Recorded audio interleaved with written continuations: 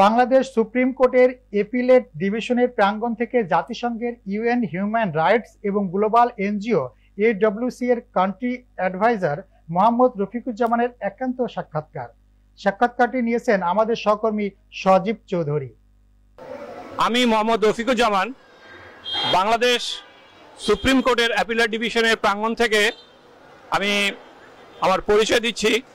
আমি human rights এবং global NGO এডব্লিউসির বাংলাদেশের অ্যাডভাইজার।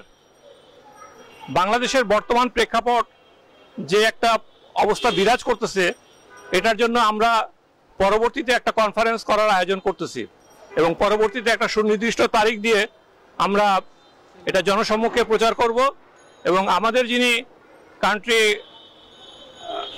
বাংলাদেশের যিনি প্রেসিডেন্ট প্রীতি শর্মান, উনি থাকবেন আমার সঙ্গে এবং আমাদের সঙ্গে আরও যারা মেম্বার রয়েছেন তারাও থাকবেন।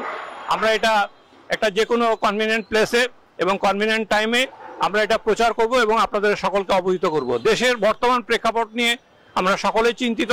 আপনারা জানেন যে পতিত সরকার দেশের যে অবস্থা করে গেছেন সেটার আলোকে আপনারা সবাই জানেন, যারা আওয়ামী লীগ করেন বা যারা বিএনপি করেন বা জামাত করেন, সবারই কম বেশি সবারই ধারণা আছে যে দেশের বর্তমান প্রেক্ষাপটটা কি। আমরা চাচ্ছি কি যে দেশে একটা স্থিতিশীল অবস্থা বিরাজ করুক, সকলে মিলেমিশে থাকি আমরা।